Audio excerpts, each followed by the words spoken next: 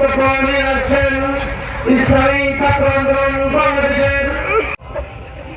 আলহামদুলিল্লাহ, ইসলামী আন্দোলন বাংলাদেশ, ইসলামী আন্দোলন বাংলাদেশ মাদুদ্দিন। যারা আমাদের সামনে ভোট চাইতে আসবে তাদের সবাইকে আমরা চিনি, চয়েস করব। চয়েস তো মানুষ সেরাটাই করে, ঠিক কিনা? মনে করি তাদেরকে ধন্যবাদ জানাই। ইসলামী আন্দোলন বাংলাদেশের সংগ্রামে আমি তাদের বিজয়ের জন্য ধন্যবাদ জানাই প্রশাসনের। আজকের এই নির্বাচনী গণসমাবেশে স্থানীয় নেতৃবৃন্দ, সামনে উপবিষ্ট আমার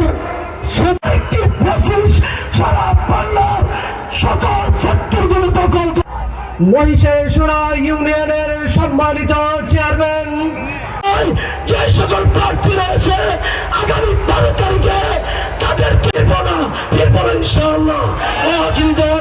আলহামদুলিল্লাহ। মহাসড়ক যেটা আছে, হাই রোডটা আপনারা এইগুলি ক্লিয়ার করে দেন। এখানে যানজট যাতে না লাগে আমরা পূর্ববর্তী এইটুকু ব্যবস্থা আপনারা করেন। লোকদেরকে পাকিস্তান পক্ষে তথা পূর্ব পাকিস্তান নিজেদের ভিতরে নিজেদের মধ্যে নিরাপদ নয়, ঠিক কিনা? যারা ওইখানে আমাদের অনেক লোক মিছিল এখনো আসতে আছে, তারা আসলে এখানে জায়গা হবে না। পালন করেন, এই রোডের থেকে লোকগুলি নামান। বিপ্লবী জনগণের আমাদের আমির আসবেন ইনশাআল্লাহ। তো এই পর্যায়ে বক্তব্য নিয়ে আসছেন ইসলামী। আসসালাতু ওয়াসসালামু আলা সাইয়্যিদুল আম্বিয়া ওয়াল মুরসালিন। দিন প্রিয়, ইসলাম প্রিয় সম্মানিত তৌহিদি জনতা, বাংলাদেশ যে বিএনপির সাথে জোট যারা হয়েছে তারা বিগত দিনে ক্ষমতায় ছিল। জামাতের নেতৃত্বে আমার পূর্বপুরুষের 4 জন এমপি ছিলেন। আমি বলতে চাই কথা, এদের মাধ্যমে আমাদের বাংলাদেশের মানুষ যা আমাদের চাওয়া পাওয়া, আমাদের যে লক্ষ্য উদ্দেশ্য ছিল, বাস্তবে একটাও তারা বাস্তবায়িত করতে পারে না। নতুন ভাবে তারা আবার ক্ষমতায় এসে আমাদেরকে আবার নতুন কি উন্নয়নের এবং শান্তির কল্যাণের ফুলগুলি আমাদেরকে দেখাবে, শোনাবে। এখন বাংলাদেশের মানুষ আর বোকা নয়, এখন আমরা সব এগুলো বুঝি। আপনারা জানেন যে বিএনপির সাথে জোট যারা হয়েছে তারা বিগত দিনে ক্ষমতায় ছিল। জামাতের নেতৃত্বে যে 10 দলীয় বলেন যা দল, তারাও কিন্তু ক্ষমতার অংশীদার ছিল না? জামাত ক্ষমতার অংশীদার ছিল না? এরা নতুন ভাবে আমাদেরকে আবার কি মানুষের চাওয়া পাওয়া বাস্তবায়ন করবে, এটা নতুন ভাবে আর বলার আর পাওয়ার কিছু নেই। এখন বাকি রয়ে গেছে যে নীতি আদর্শ, তার নাম হলো ইসলাম। এই বাংলাদেশে 100-র ভিতরে 92 জনের মতো মুসলমান বসবাস করে। এই দেশের ভিতরে বাংলাদেশের রাজধানী ঢাকাকে বলা হয় মসজিদের নগরী। যেই দেশের ভিতরে আদরের সাথে বাচ্চাদের ঘুম ভেঙে যায়, যেই দেশের ভিতরে আদরের সাথে বাচ্চারা মায়ের কোলে ঘরে যায়, সেই নীতি আদর্শ অনুযায়ী এই 54 বছর দেশটা চলে নাই। না চলার কারণে কি হলো? যা হওয়ার তাই হলো। আমরা চেয়েছিলাম 5ই আগস্ট 2024 যে গণ অভ্যুত্থান হলো, যে আমরা দেশকে নতুন ভাবে বিনির্মাণ করব, সুন্দর একটা দেশ আমরা তৈরি করব, ইসলাম শক্তিশালী হবে, মানবতা রক্ষা পাবে। এই আশা লক্ষ্য নিয়ে বিশেষ করে আমি বলবো আমি একটা সমঝোতা তৈরি করেছিলাম, ইসলামের পক্ষে একটা বাক্স। এই বাক্স দাওয়াত নিয়ে যখন সারা দেশে আমরা চলছিলাম, বাংলাদেশের মানুষ সেইভাবে সাড়াও দিয়েছিল। কিন্তু দুঃখ সহকারে বলতে হয়, এক শ্রেণীর ক্ষমতালোভী এরা ইসলামের বাক্সের পরিবর্তে তারা নিয়ে আসার চেষ্টা করতেছে বর্তমান প্রচলিত আইনে নাকি আবার দেশ চালাবে। তারা বলেছে তারা ইনসাফ ভিত্তিক রাষ্ট্র কায়েম করবে। তাহলে প্রচলিত নিয়মে তো 54 বছর দেশ চালাবার পরে তারা কেউ ইনসাফ ভিত্তিক রাষ্ট্র বাস্তবায়ন কি করে দেখাতে পারছে? আবার নতুন ভাবে এই নিয়মের মাধ্যমে কি ইনসাফ ভিত্তিক রাষ্ট্র করবে? সম্পূর্ণ একটা ধোঁকা। ইসলামী আন্দোলন বাংলাদেশে আমরা চাই যে ইসলাম এমন এক মহান আদর্শ, যে আদর্শের মাধ্যমে একটা পিপীলিকা পর্যন্ত তার শান্তির নিশ্চয়তা, স্বাধীনতার নিশ্চয়তা ওই নীতি আদর্শের মাধ্যমে রয়েছে। এমনকি একটা গোলামের স্বাধীনতা রয়েছে। আপনারা জানেন ওমর ফারুক রাদিয়াল্লাহু তাআলা অর্ধেক দুনিয়া রাজত্ব করার পরেও তিনি যখন জেরুজালেম রওনা করছিলেন, গোলাম উটের রশি টানছিল। আমির বলছিল, তুমি এখন উটের পিঠে উঠবে, আমি উটের রশি টানবো। এইটাই ইসলাম শিখিয়েছে। ইসলাম শিখিয়েছে সব চোরের হাত কাটা যায় না, যারা অভাবে করে চুর করবে তাদের হাত কাটার নির্দেশ ইসলামে নাই। ইসলাম শিখিয়েছে যে কিভাবে মায়ের ইজ্জত দিতে হয়, কিভাবে বাপের ইজ্জত দিতে হয়, মুরব্বীদের ইজ্জত দিতে হয়, সম্মানিত ব্যক্তির ইজ্জত দিতে হয়। এটা ইসলাম শিখিয়েছে। কিন্তু বর্তমানে এই পরিচালিত নিয়ম আদর্শের মাধ্যমে আজকে সন্তানের কাছে মা লাঞ্ছিত হয়, আজকে মা অপমানিত হয়, আব্বা অপমানিত হয়, আমার মুরব্বী শ্রেণীর মানুষ, সম্মানিত মানুষগুলো অপমানিত হয়। এই কথা ঠিক বলছি না ভুল বলছি? ইসলাম এক নীতি আদর্শ, সেই নীতি আদর্শের মাধ্যমে যদি কেউ আমরা জড়ায় থাকি, দুনিয়াতে শান্তি পাবো, আখেরাতে মুক্তি পাবো।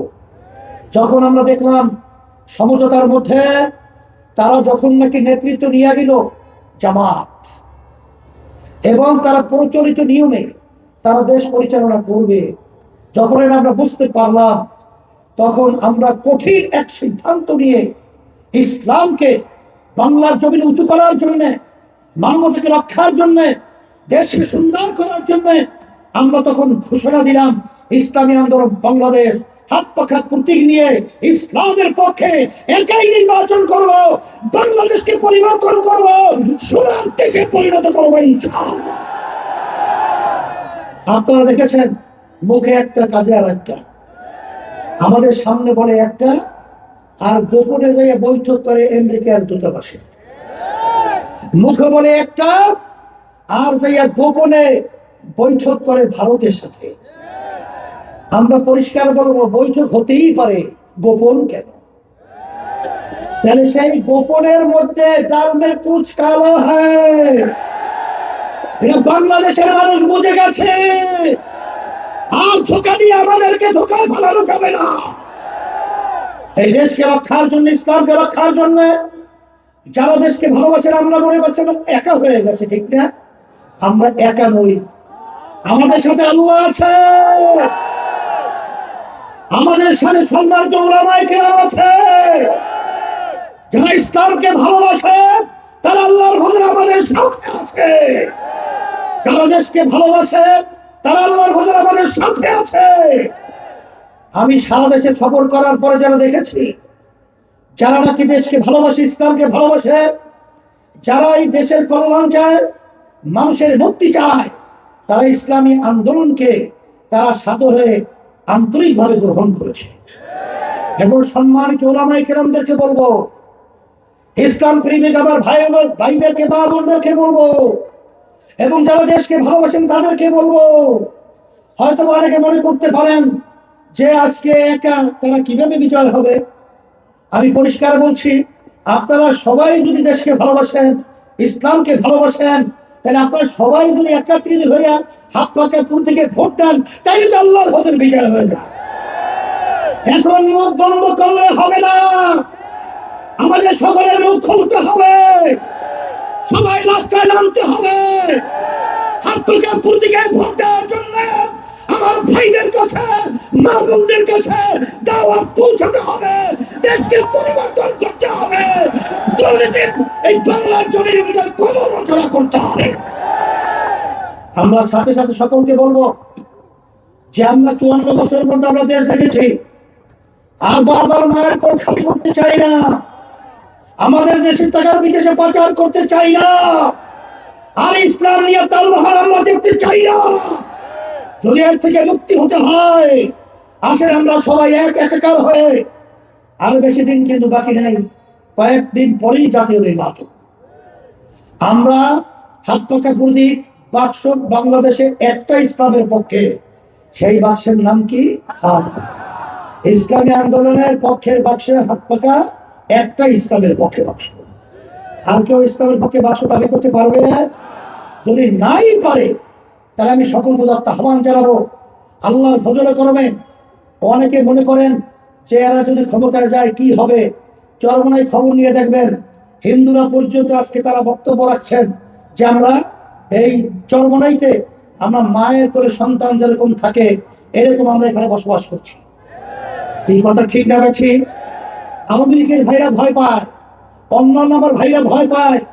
আমাদের আপনার বক্তব্য রেখে গেছেন, আমাদের দায়িত্বশীলরা বক্তব্য রেখে গেছেন। আল্লাহর ফজলে করবে ইসলামী আন্দোলন হাত পাকে যদি বিজয় হয়, যারা নাকি নিরপরাধ থাকবে তাদের কাউকে আল্লাহর ফজলে করবে, কেউ তাদেরকে মিথ্যা কেস কোনো ক্ষতি আল্লাহর ফজলে করতে পারবে না ইনশাআল্লাহ।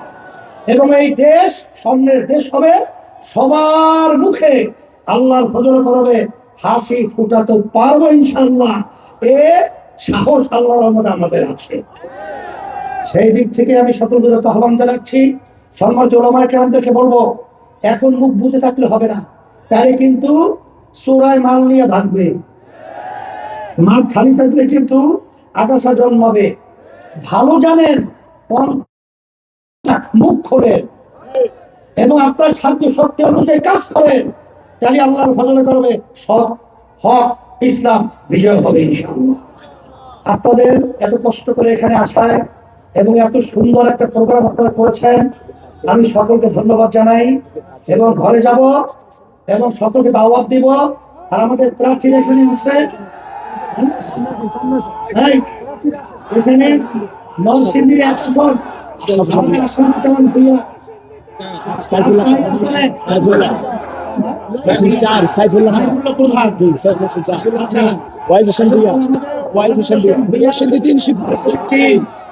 এরপরে বদরুজ্জামান ছিলেন তো, আলহামদুলিল্লাহ। আল্লাহ রাব্বুল আলামিন বিজয় দান করুক। সবাই ভালো থাকেন, আমি দোয়া করি, আমিও দোয়া চাই আল্লাহ যেন আমাদের সবাইকে, এই দেশের মানুষের সবাই মুখে হাসি ফুটায়, ইসলামী আন্দোলন বাংলাদেশ হাত পাকে প্রতি যেন বিজয় হয়। আল্লাহুম্মা আমিন। রব্বানা আতিনা ফিদ দুনিয়া হাসানাহ ওয়া ফিল আখিরাতি হাসানাহ ওয়া কিনা আযাবান নার বিরহমাতিকা ইয়া আরহামার রাহিমিন। এই সাথে সবাই